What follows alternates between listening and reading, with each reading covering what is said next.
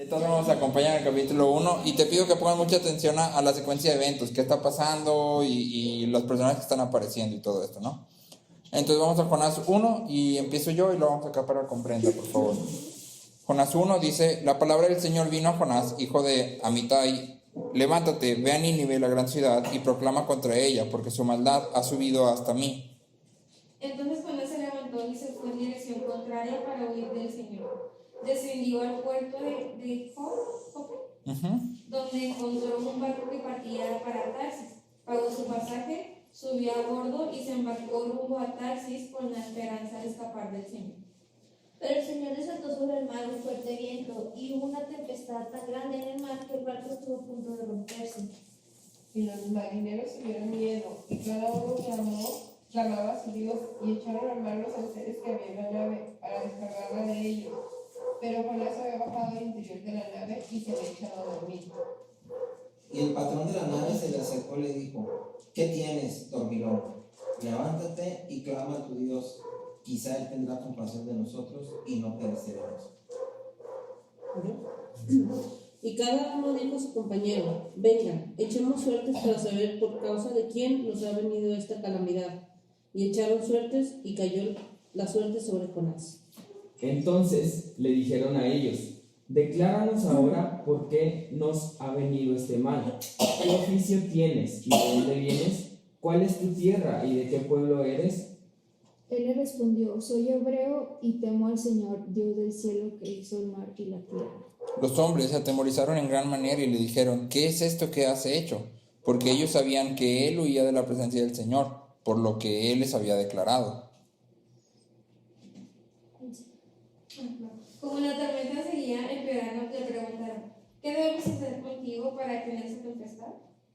Y él le respondió: tómenme y láncenme al mar, y el mar se calmará alrededor de ustedes, pues yo sé que por mi causa ha venido esta gran tempestad sobre ustedes. Y aquellos hombres trabajaron para hacer volver la nave a tierra, mas no pudieron, porque el mar se iba enrareciendo más y más contra ellos. Entonces clamaron a Jehová y dijeron: te rogamos ahora, Jehová, que no perezcamos nosotros por la vida de este hombre, ni pongas sobre nosotros la sangre inocente, porque tú, Jehová, has hecho como has querido. Tomaron pues a Jonás y lo lanzaron al mar, y el mar cesó en su furia. Y temieron aquellos hombres a Jehová con gran temor, y ofrecieron sacrificio a Jehová e hicieron votos. Y el Señor dispuso un gran pez que se tragara a Jonás, y Jonás estuvo en el vientre del pez 3 días y 3 noches. Se pone bueno, luego en el capítulo 1. Muy bien. Muy bien, entonces en realidad hoy no vamos a estar platicando del 1 al 3, los primeros 3 versículos.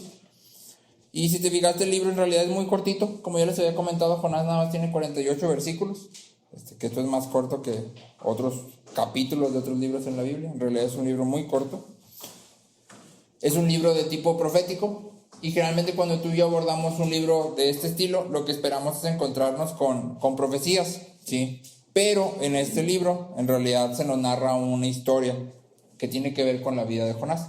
Y lo que más se parece a esto es lo que vemos con Elías y con Eliseo, ¿sí? Elías y Eliseo también son profetas, pero en realidad cuando abordamos sus historias encontramos historias de su vida, no tanto oráculos, sino historias de su vida.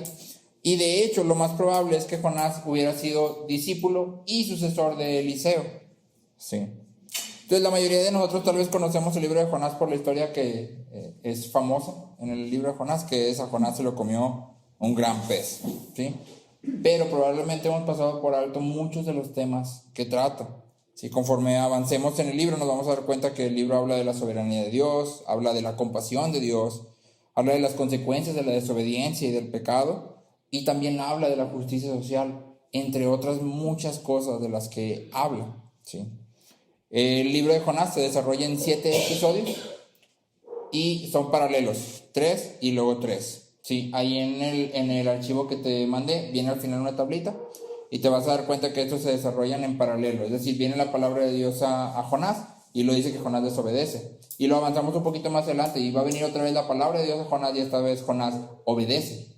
¿Sí? Entonces esto va creando un paralelo, ¿sí?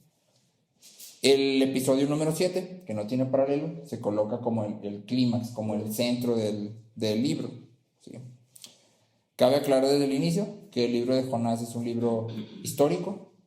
Por la cuestión del pez, últimamente en los últimos años ha habido como mucho esta parte de, pero ¿cómo va a haber un pez tan grande para que se coma Jonás? Y luego para que aparte esté ahí 3 días, 3 noches y no le pase nada, y los jugos gástricos, y luego lo escupe y él está bien y está entero. Entonces hay como que toda esta corriente de, pues a lo mejor no es un libro histórico, a lo mejor es Jonás sí existió, pero a lo mejor es una parábola, o es una fantasía, una fábula, o sea, tal vez es algo que se inventó para enseñar algo.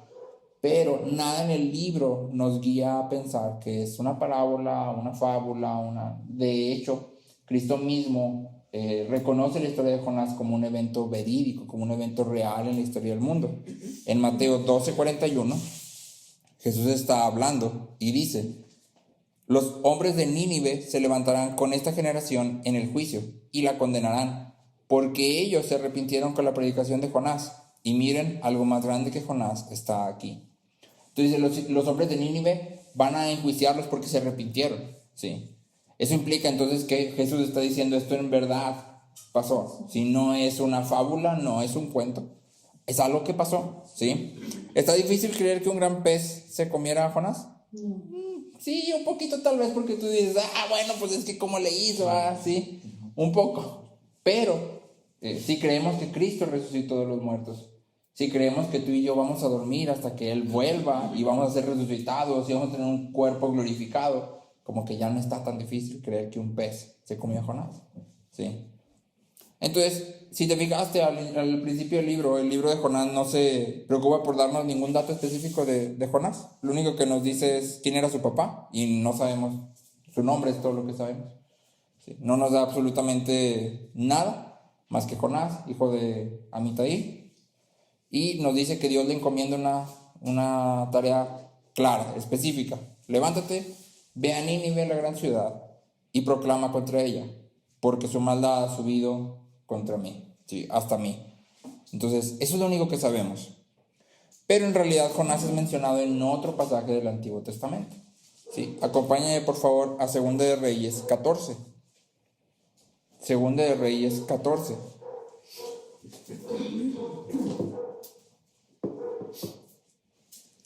En 2 de Reyes 14, del versículo 23 al 25,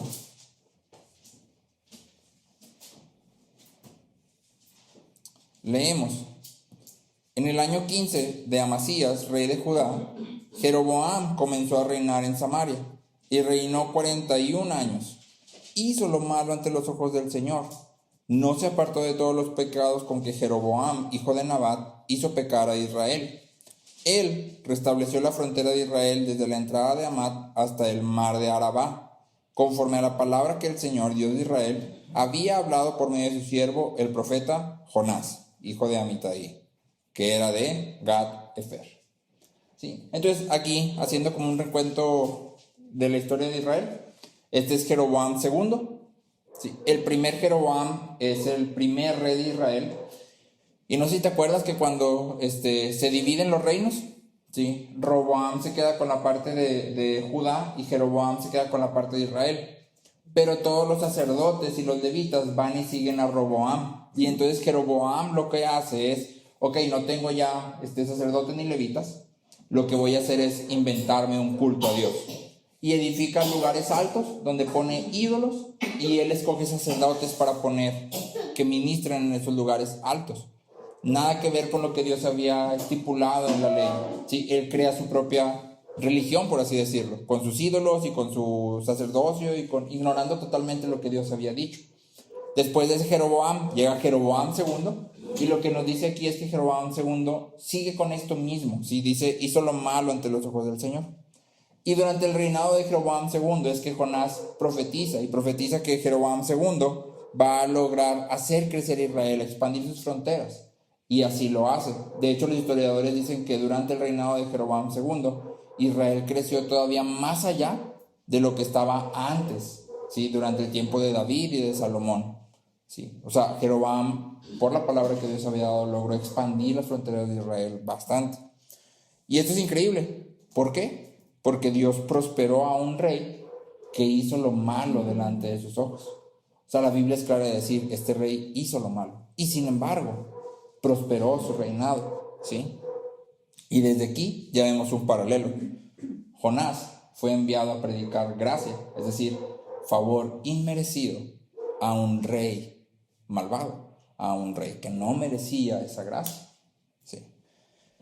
Ahora, el pasaje en Jonás, volviendo a Jonás 1, no nos dice lo que Jonás debía de predicar. Si te fijas, no dice específicamente, les vas a decir esto, sino simplemente nos dice que debía de proclamar contra Nínive, ¿sí? Porque su maldad había subido delante de Dios. Sin embargo, hay algo que sí es claro luego, y es, si Dios manda a Jonás para advertir a la nación, es porque hay oportunidad de salvarse. Si no hubiera oportunidad de salvarse, no habría advertencia, simplemente habría juicio, ¿sí? Hay oportunidad de salvarse. Ahora, ¿cuál es la maldad de la que Nínive es acusada?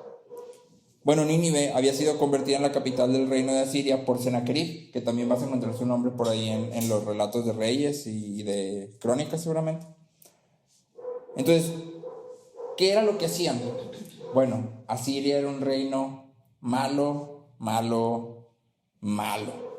¿sí? Los reyes asirios estaban orgullosos de su reputación cruel, de su reputación de ser malos y sanguinarios, y de hecho pasaban por grandes problemas para registrar sus hazañas.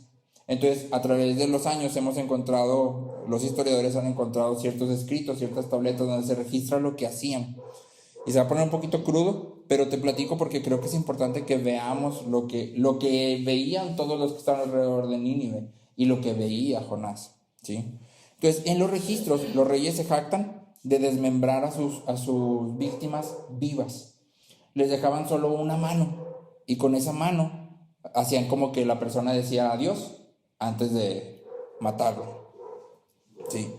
Mataban a otros y ponían sus cabezas en estacas, y luego obligaban a que los amigos y los familiares de esas personas caminaran con las estacas, con las cabezas, ¿sí? Y marcharan así a través de todo el trayecto hacia donde los llevaron.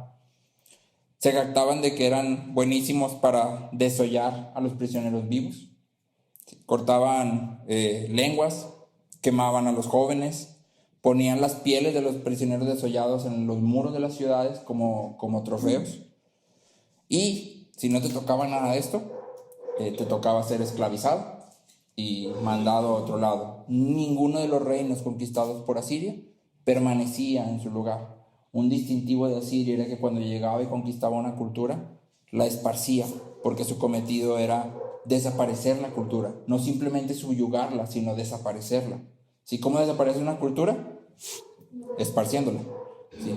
Revuelves a los ciudadanos con otros ciudadanos de otras partes, y de esa forma la cultura va a ser totalmente desaparecida, ¿sí? Se va a mezclar con muchas cosas y no va a ser ya la cultura que era.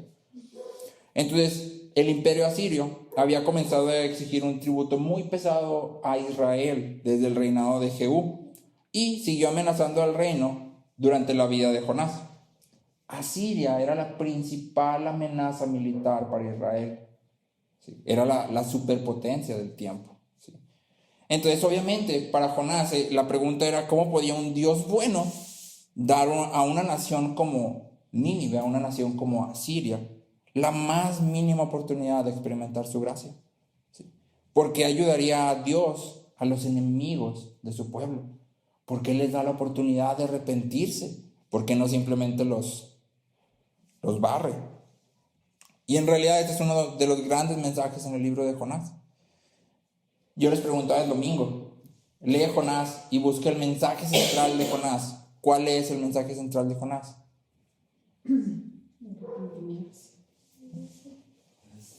Gracias, arrepentimiento. Gracias.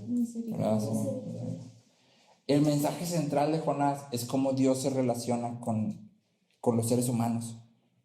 Vamos a ver a través del libro de Jonás cómo Dios se relaciona con Jonás, quien era un profeta, pero también vamos a ver cómo Dios se relaciona con los marineros, cómo Dios se relaciona con Nínive, ¿sí? Cómo Dios se relaciona con Israel como una nación, ¿sí? Cómo Dios después trata con Jonás cuando hace crecer una calabacera y luego la mata. Y lo que vemos es cómo Dios se relaciona con los seres humanos, ¿sí? Desde el más privilegiado, entre comillas, Jonás, hasta el más malo de los malos, Nínive, ¿sí? Y lo que vemos aquí es que Dios ve el pecado. Dios no está distante bueno, está pecando ni modo. No, Dios ve el pecado y responde. Y la respuesta en este caso es una de compasión, ¿sí? Que tiene mucho que ver con lo que el pastor Marcos nos compartía hace 2 domingos, ¿sí? Dios responde con compasión. En Jonás 4:11 es Dios hablando y dice: ¿no he de apiadarme yo de Nínive, la gran ciudad, en la que hay más de 120,000 personas que no saben distinguir entre su derecha y su izquierda, y también muchos animales? Y hay 2 cosas aquí que son sorprendentes, vamos a llegar allá, pero es primero, fíjate cómo los describe. No los describe como seres humanos malvados, como seres humanos lo peor, sino no saben distinguir entre su izquierda y su derecha. O sea, son seres humanos totalmente perdidos y confundidos. Pero no nada más dice eso, sino que también hace referencia a los animales. O sea, Dios no solo está viendo a los seres humanos, sino también está viendo a los animales. Y eso es algo que sí debería de tenerte así como, wow, sí. Este libro es el único en la Biblia que termina con una pregunta y de manera abrupta. ¿Alguien me pudiera leer, por favor? En una versión diferente, la que yo leí es esta. La pregunta del final, este es NBLA, en una versión diferente. ¿Alguien me pudiera leer? La que quieras. La pregunta con la que termina.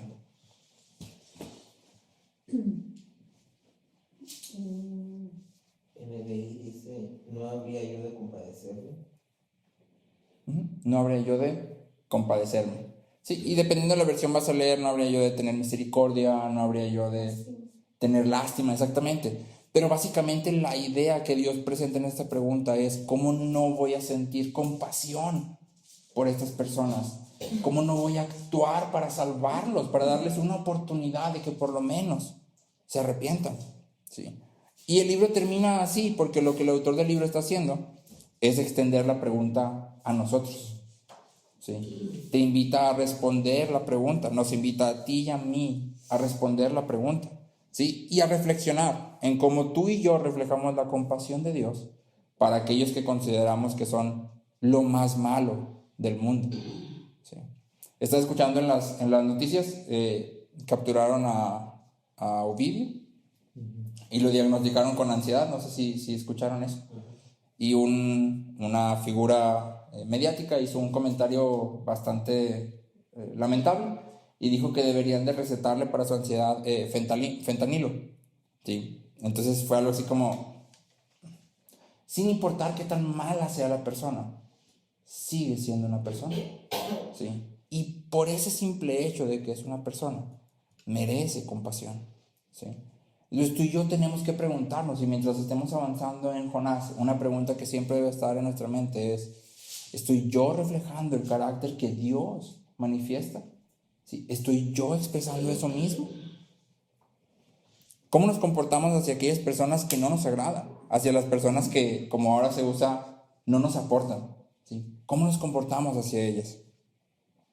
Hace poco estuvimos platicando con una persona cristiana, recién convertido, no tenía mucho tiempo de creyente, y él platicaba que no le gustaba salir. A él no le gustaba salir de su casa, no le gustaba ir a reuniones, a fiestas, no le gustaba ir a ningún lado. Él prefería quedarse en su casa y leer la Biblia y orar, y yo lo estaba escuchando y me identifiqué con él. Un poquito menos cristiano, ¿verdad? Porque yo tampoco me gusta salir. Yo no digo me voy a quedar a leer la Biblia, pero prefiero estar en mi casa. O sea, prefiero estar acostado, prefiero estar, no sé, relajado con mi familia. No me gusta salir. Pero algo que él decía es que salgo y voy con gente y pues es que es gente que no cree en Dios, y de qué voy a platicar con ellos, y pues qué voy a aprender, y qué voy a recibir, y de qué sirve. O sea, estoy desperdiciando mi tiempo, ¿sí?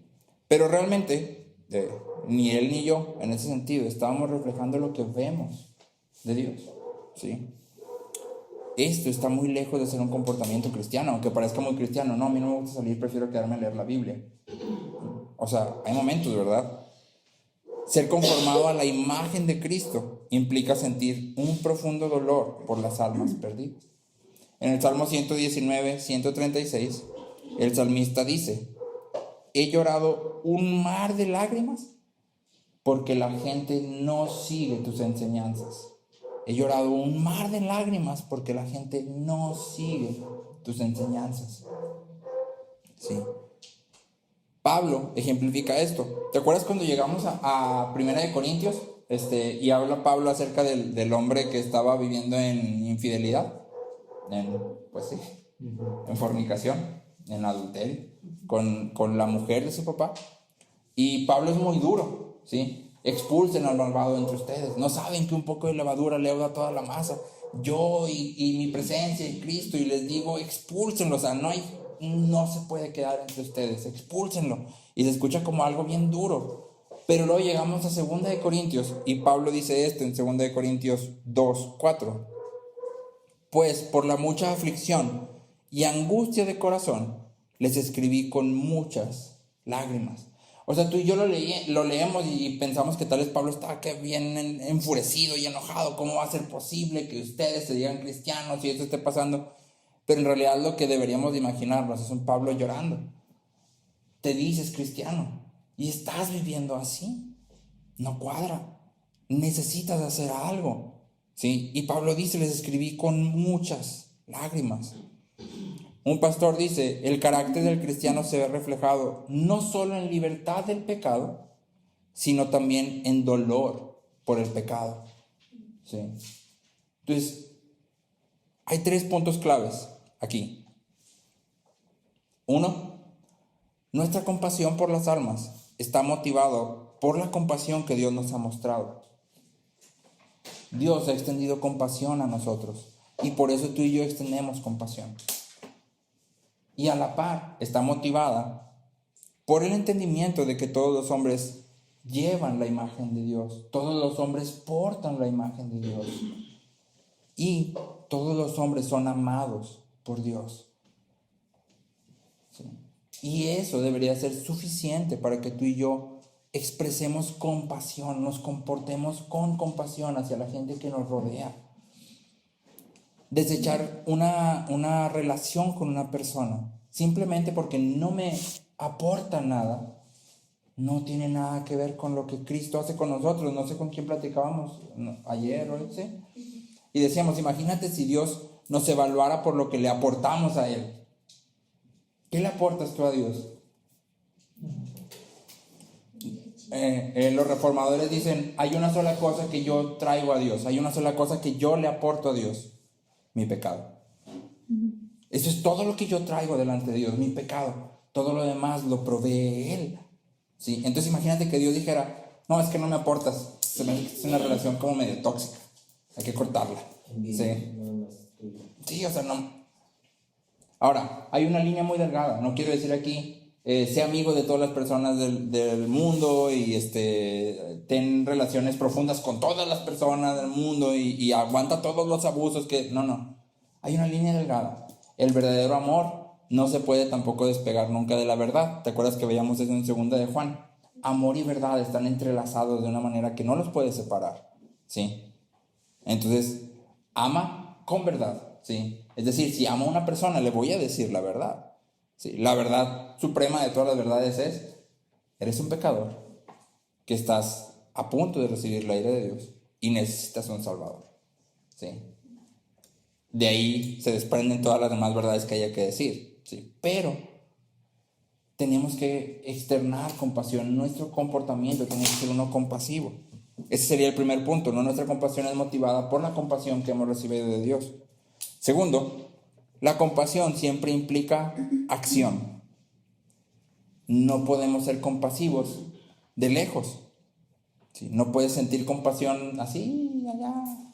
¿Sí? Eso sería nada más, tal vez, lástima. ¿Sí? La compasión siempre implica acción. Y así como Jesús se puso en nuestros zapatos, es decir, tomó nuestra humanidad. Él es Dios. Y algo que alguna vez me pregunté yo es: ¿Dios no pudo saber qué era ser hombre sin necesidad de tomar nuestra humanidad? Sí, pues lo sabe todo, seguramente puede saber qué se siente ser hombre. Sin embargo, no dice yo ya sé, no te preocupes, sino que viene y se pone en nuestros zapatos. Un autor lo pone como que Cristo entra en nuestro mundo, ¿sí? No simplemente lo ve desde lejos, sino que entra en nuestro mundo. Y entonces tú y yo debemos de entrar al mundo de aquellos que nos rodean, ¿sí? Y tercero, la compasión siempre comienza con un interés genuino por las personas, ¿sí? Un interés por lo que viven, por cómo piensan, por lo que sienten, ¿sí? Y sobre todo, no sé si recuerdas cuando hablábamos de la felicidad, que todos los hombres estamos configurados en cierta forma para buscar felicidad. Todos queremos ser felices. Y entonces si yo amo a alguien y sé que está buscando felicidad, pero que el camino que está recorriendo le está llevando en el sentido opuesto de la felicidad, voy a intervenir, ¿sí? Aun cuando pueda provocar dolor, aun cuando pueda provocar que tal vez la relación se fracture, ¿sí? Yo sé que este es el camino y voy a hacer lo que me toca en compasión, con amor, ¿sí? Una de las personas con las que platicábamos estaba compartiendo el evangelio con alguien y lo que compartió del evangelio fue: ven a Cristo porque hay un infierno que te van a enviar ahí, te vas a consumir y es terrible y no sabes. Y empezó a citar Biblia y dice esto, el infierno, y está bien, digo, es una parte del evangelio. Claro que hay un infierno y claro que hay juicio, sí, pero no puede ser todo mi mensaje del evangelio, sí. Romanos dice: ignoras que es su bondad lo que te guía al arrepentimiento. ¿Sí? Tiene que haber un balance y tiene que haber un énfasis en lo que la Biblia hace énfasis, y el énfasis siempre está en: Dios nos ha amado de tal forma que dio a su Hijo, porque hay un juicio, pero el énfasis está en el amor, ¿sí? Entonces tú y yo tenemos que expresar ese mismo amor, no nada más de palabras, sino también de acciones. En 2 Corintios 5:20, Pablo dice: por tanto, somos embajadores de Cristo, como si Dios rogara por medio de nosotros. En nombre de Cristo, les rogamos, reconcíliense con Dios. Y la palabra que Pablo usa me gusta porque dice: les rogamos, ¿sí? Y un ruego implica que no estás hablando desde un nivel de superioridad. No estás hablando desde un nivel de altivez, desde un sentido de yo sé y tú no, yo tengo y tú no, yo puedo y tú no. Estás rogando. Y esa debería ser nuestra actitud, ¿sí? Ahora, como todo niño de escuelita dominical sabe, Jonás desobedece a Dios y decide irse en la dirección opuesta, totalmente opuesta de Nínive. Sí, los historiadores dicen que en realidad no podemos saber exactamente dónde estaba Tarsis, pero lo que se cree es que estaba en el sentido totalmente opuesto. Es decir, si Jonás tenía que ir al noreste, se fue al suroeste, sí, y era el extremo más lejano, no había otra cosa en el mapa. En la película de VeggieTales me gusta porque llega Jonás a la venta de boletos de barco y tienen el mapa en una tabla así. Y entonces pide un boleto para Tarsis. Y Tarsis no aparece en el mapa, sino que está a la vuelta, así en la orilla porque es lo más lejano. Entonces es como que nadie quiere ir y estás hacia la vuelta. Y realmente da bien el mensaje. Era lo más lejano, no hay otra cosa más lejana. ¿Sí? Y Jonás va hacia allá. ¿Sí? La instrucción de Dios a Jonás muestra urgencia. Lo primero que Dios le dice es: levántate, ve a Nínive. Y el levántate no nada más es: Jonás está acostado diciendo que se levanta, sino Dios le está diciendo: date prisa. Es urgente que vayas a Nínive, ¿sí? Y Jonás medio obedece, porque inmediatamente después leemos que Jonás en efecto se levanta, pero lo hace para desobedecer, hace justo lo opuesto, ¿sí? No se nos da ninguna explicación en este momento de por qué Jonás elige actuar de esta manera, ¿sí? Y si te preguntas, ¿no? Jonás como que habrá pensado: voy a desobedecer a Dios, ¿qué va a pasar? ¿Sí? O que, así como que haciendo un recuento de lo que él sabía, ¿qué pasa cuando desobedeces a Dios? ¿Sí? ¿O qué sería lo peor que pudiera pasar si simplemente fue no lo voy a hacer y no lo voy a hacer? ¿Sí? Los hebreos básicamente eran un pueblo de la tierra, Así que estar dispuesto a arriesgar su vida en el mar muestra la determinación de Jonás. ¿Sí? Trágicamente, Jonás fue un necio cuando confrontó las habilidades de los marineros, ¿sí?, contra el Creador y Señor de los mares. Y lo vamos a ver adelante. Y algo que me gusta mucho es la forma en que Dios responde. ¿Sí? No son los versículos que estamos viendo hoy, pero es algo muy interesante. ¿Sí? Un concepto que hay muy arraigado en la iglesia hoy es esta cuestión de voluntad permisiva. ¿Qué tan permisivo te parece lo que Dios hace a continuación? Entonces el autor hace énfasis en que Jonás decide huir de la presencia de Dios. Literalmente decide huir de su rostro. ¿Qué significa exactamente huir de la presencia de Dios? ¿Qué significa salir de la presencia de Dios exactamente? Si haces memoria, esta expresión la acabamos de ver hace poquito en Génesis 4:16, donde Caín dice: me haces hoy salir de tu presencia. ¿Te acuerdas? Sí, y básicamente lo que denota esta expresión es que hay una rebelión de Caín hacia Dios y hay un desagrado de Dios hacia Caín. ¿Sí? Si tomamos eso en cuenta y aparte lo ponemos con la frase que utilizan los profetas de la presencia de Jehová en cuya presencia estoy. ¿Te acuerdas de esa frase? ¿Sí? Ok, esa frase denota estar al servicio de Dios. ¿Sí? Entonces lo que tú y yo podemos decir es que la presencia, huir de la presencia del Señor, la frase huir de la presencia del Señor, anuncia enfáticamente la indisposición de servir a Dios. ¿Sí? Huir de la presencia del Señor lo pudiéramos traducir como que Jonás en ese momento dijo: hasta aquí llegó mi ministerio de profeta. ¿Sí? Ahí te dejo las credenciales, ahí te dejo el bastón de profeta o lo que sea que usaran, la capa de profeta, ¿sí?, mi gafet de profeta, se acabó. ¿Sí? La acción de Jonás es nada menos que rebelión abierta en contra de la soberanía de Dios, como lo pone un comentarista. Jonás desobedece y tú y yo hoy leemos la historia y muchas veces decimos: ese Jonás, de verdad, no, o sea, es una persona necia. Ese Jonás era necio como él solo y amargado, seguro estaba bien amargado porque lo vas leyendo y dices: no, Jonás, no, de verdad, me hubiera caído gordo si lo hubiera conocido, gordo me hubiera caído, sí. Pero la verdad es que tú y yo también somos Jonases. Y así como decíamos ahorita, basta ponernos en los zapatos de Jonás para darnos cuenta que seguramente tú y yo también hubiéramos huido a Tarsis. ¿Sí? Podemos considerar las probabilidades de éxito de Jonás. Jonás estaba siendo enviado a la capital del reino más cruel y despiadado, que además se enorgullecía de su crueldad. Debía presentarse ahí y anunciar que Dios destruiría la ciudad en 40 días. Otros profetas ya habían sido llamados a hablar a las naciones. ¿Te acuerdas que hace poquito leímos Abdías? Y Abdías hace una profecía. ¿Te acuerdas contra quién hace la profecía? ¿Abdías? Abdías habla contra Edom. ¿Te acuerdas? Sí. Pero no va a Edom. ¿Sí? Abdías hace su profecía y ahí está. ¿Sí? No va a Edom. El llamado de Jonás era único en su clase.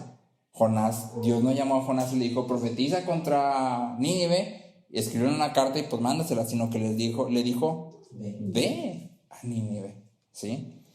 Entonces, ¿qué sería más probable?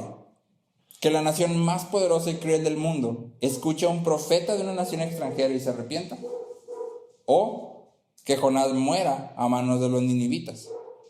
Porque si te fijas, Dios no le promete absolutamente nada. Dios no le promete: ve, yo te voy a traer, ve, yo te voy a cuidar, ve. Le dice: levántate y ve. ¿Sí? Un comentarista dice: Jonás en Nínive era como un rabino judío predicando en el Berlín del Tercer Reich. Era lo equivalente. ¿Sí? Jonás debía arriesgar su vida predicando sin ninguna garantía de que no sería asesinado. Es más, imagínate, si Jonás tenía éxito en su misión, ¿cuál era el éxito de la misión? Que si era bonito. No, que se arrepientan y que se salven. Imagínate Jonás regresando a Israel y diciendo: Ya lo sé. Acabo de salvar a los ninivitas, amigos. Sí, o sea, sí tenía éxito en su misión. Seguramente ya no sería bienvenido en Israel. ¿Sí? No, por lo que significaba, se estaba frito por los lados. ¿Probabilidades de éxito? Cero. De ningún lado había éxito para la lógica de Jonás. ¿Probabilidades de morir? Muchas. 110%. Por los dos lados. ¿Sí? Entonces Jonás tenía todo que perder, aún si su ministerio era exitoso. Y ahora sí, arriesgar todo por los ninivitas, ¿sí? Por los sádicos, crueles y malvados ninivitas. Pues mejor no, o sea, ni loco, gracias. El autor de nuevo hace énfasis en lo que las acciones de Jonás reflejan y nos dice primero que Jonás desciende a Jope y luego encuentra un barco que iba a Tarsis, paga el pasaje y desciende en el barco para ir con ellos a Tarsis. ¿Sí? Y el autor lo que está haciendo es marcar un descenso. Jonás está cada vez descendiendo más y más en su rebeldía y en su pecado. ¿Sí? Y todavía le falta un poquito más para tocar fondo. Este descender de Jonás enfatiza el movimiento del profeta, alejándose de Dios. Jonás no había entendido la gracia de Dios, aun cuando lo había experimentado en primera fila. ¿Te acuerdas que dijimos que Jonás fue y le profetizó a Jeroboam II, el rey que hizo lo malo delante de los ojos de Dios? ¿Sí? Israel no había hecho nada para merecer el favor de Dios, nada, estaban en el hoyo. Y sin embargo Dios extendió su favor. Y Jonás fue el medio. Pero a pesar de eso, Jonás no había cachado. Sinclair Ferguson dice, Jonás es un libro sobre cómo un hombre llegó a descubrir, a través de una experiencia dolorosa, el verdadero carácter del Dios al que había servido desde su juventud. Jonás estaba a punto de experimentar en su propia vida la doctrina de Dios, que en teoría ya conocía. La pregunta para ti y para mí en estos 3 versículos es, ¿qué motiva a Jonás? ¿Sí? ¿Por qué después de ser presentado como un profeta de Dios, se revela ante una instrucción tan clara? ¿Sí? Jonás más adelante, en Jonás 4:2, confiesa. Y Jonás oró al Señor. Señor, ¿no era esto lo que yo decía cuando no estaba en mi tierra?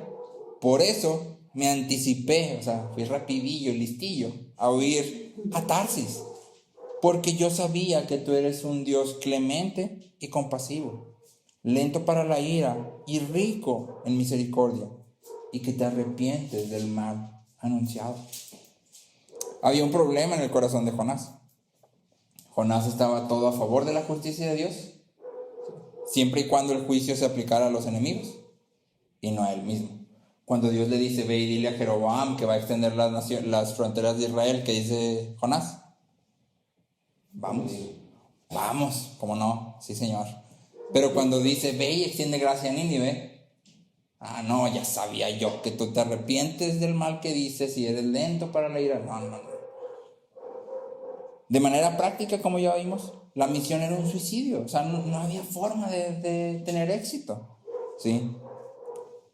Pero, teológicamente, la misión tampoco tenía mucho sentido, porque algunos años atrás, Nahum había profetizado que Dios destruiría a Nínive por su maldad.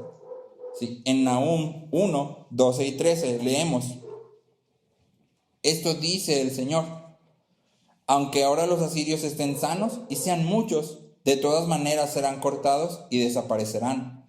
Judá te he hecho sufrir, pero no te haré sufrir más. Destrozaré el yugo que pesa sobre ti, romperé las ataduras que te aprisionan. ¿Acaso una misión exitosa no hubiera destruido las promesas de Dios a Israel? Si Dios había prometido que iba a destruir a Nínive y está mandando a Jonás para salvar a Nínive. ¿Sí? No hubiera sido como que Nahum siempre no fue un profeta de los buenos, más bien un profeta falso. ¿Sí? Entonces Jonás tenía un problema obviamente con la tarea que se le había asignado, pero más que eso tenía un problema con el que se le había asignado. En la mente de Jonás no había ninguna buena razón para obedecer el mandato. ¿Probabilidades de éxito? Nada. Motivación teológica, nada, pues ya dijiste que los vas a destruir, pues destrúyelos. ¿Sí? ¿Para qué los salvas? ¿De una vez? ¿Sí? Y como no había ninguna buena razón, pues entonces no obedeció. ¿Sí? El problema de Jonás fue que dudó de la bondad, la sabiduría y la justicia de Dios. Y en ese sentido, tú y yo también hemos sido Jonases. Todos hemos experimentado esto. Todos hemos experimentado, bueno, espero que no todos, pero tal vez tú has experimentado como yo, estar frente al doctor, que te dé un diagnóstico y que de repente como que todo se ponga borroso. ¿Sabes lo que escuchaste? ¿Sabes que el doctor sigue hablando? Pero ya no tienes idea de qué está diciendo. Simplemente es como que ahí se cortó y tu mente ya está... Sí, tu mente ya está volando. ¿Por qué? Y no puede ser. Y no, ¿ahora qué va a hacer? ¿Por qué, Dios? Y, o sea, sí. O tal vez te acuestas en las noches llorando y dices, ¿por qué esta relación que yo pensé que era así como que la relación perfecta? O sea, wow. No es tan perfecta. No es lo que yo esperaba, no es lo que yo creía. Sí. No es lo que yo pensé que Dios me estaba dando. Sí. O tal vez te desesperas porque no encuentras un mejor trabajo, o estás tan apretado hasta el cuello y ya no sabes qué hacer. O tal vez te preguntas, ¿por qué en mi familia pasa lo que pasa? ¿Por qué las situaciones son así en mi familia? ¿Por qué Dios no hace algo? ¿O por qué no entienden cuando les digo? Sí. Cuando Dios no nos trata como creemos que merecemos. Sí. O cuando nos da lo que no queremos. Dudamos del plan de Dios. Dudamos que Dios sea bueno y muchas veces dudamos que Dios esté comprometido con nuestra felicidad. Cuando, pues ya tiene un chorro, 15 años, cuando me detectaron cáncer, algo que en mi mente estaba todo el tiempo era, Dios puede sanarte, pero nada te garantiza que quiera sanarte. O sea, Dios puede como que sacarte de este proceso, pero nada te garantiza que Él quiera. ¿Sí? Y era como que una lucha dentro de mí. ¿Sí? O Dios puede quitar este sufrimiento, pero nada garantiza que quiera. ¿Sí? O nada. ¿Sí? ¿Y cuál es el problema? Que realmente no conocía a Dios. Dudaba de la bondad de Dios. ¿Sí? Y entonces yo no sabía, pues es que a lo mejor Dios no quiere que sea feliz, como lo decimos. O sea, Dios me quiere tener sufriendo y pues sufriendo seguiré, ¿verdad? Y entonces cuando Dios nos pide en medio del dolor y del sufrimiento y de nuestros sueños rotos y a veces hasta triturados y despedazados, obedecerlo, a veces no vemos ninguna buena razón para hacerlo y pues mejor no lo hacemos, tal como Jonás. Pero Dios es realmente bueno y está comprometido con nuestra felicidad. En Romanos 8:32 leemos: el que no negó ni a su propio Hijo, sino que lo entregó por todos nosotros, ¿cómo no nos dará también junto con Él todas las cosas? Dios está comprometido con nuestra felicidad. La vida y la muerte de Cristo en la cruz es la prueba más grande de esta buena voluntad de Dios hacia nosotros. A través de la obra de Cristo, Dios nos entrega la felicidad suprema. Primero, nos libra del poder del pecado y de la muerte. Y segundo, es Dios quien crea en nosotros la imagen de Cristo. En realidad, si te fijas, tú y yo solo somos recipientes pasivos. Si no hacemos nada, Él nos salva. Él nos conforma a la imagen de Cristo. En Romanos, pero ahora el capítulo 6, versículo 22, dice: pero ahora, habiendo sido libertados del pecado y hechos siervos de Dios, tienen por su fruto la santificación y como resultado la vida eterna. Es Dios quien hace todo. Horton dice: creada por Dios, a la imagen de Dios, la humanidad es la criatura que fue diseñada para la santidad y por lo tanto para la felicidad. En medio del sufrimiento y en medio de la confusión, podemos acercarnos a Dios y podemos recibir de su compasión y de su bondad. No significa que va a dejar de doler, no significa que la situación se va a acabar, no significa que todo mágicamente se va a arreglar. Probablemente la situación siga y probablemente el dolor continúe y se haga más profundo y la situación tal vez se empeore. Pero en medio de todo eso, ¿sí?, podemos tener esperanza, podemos encontrar motivación para perseverar, ¿sí? Podemos ser fortalecidos. De hecho, cuando nos acerquemos a Él, seremos fortalecidos. Y quisiera terminar leyéndote unos pedacitos del Salmo 55. Te lo estoy leyendo en una versión que es más sencilla. El Salmo 55 dice así, y haz como que memoria, ¿cuándo te has sentido así? Porque yo creo que todos ha habido momentos en los que nos hemos sentido así. Y el salmista comienza diciendo: Dios mío, no me des la espalda, presta oído a mi oración, atiéndeme, respóndeme, estoy angustiado y no encuentro paz. Y luego más adelante dice: quisiera yo tener alas y volar como paloma hasta un lugar tranquilo. Me iría muy lejos de aquí, me iría a vivir al desierto, buscaría refugio y me pondría a salvo. Entonces el salmista está en una situación que es como que ya no puedo más. Y si por mí fuera, saldría de aquí disparado, si a donde nadie me conociera y esto no existiera, porque estaría tan lejos de mí que simplemente no está.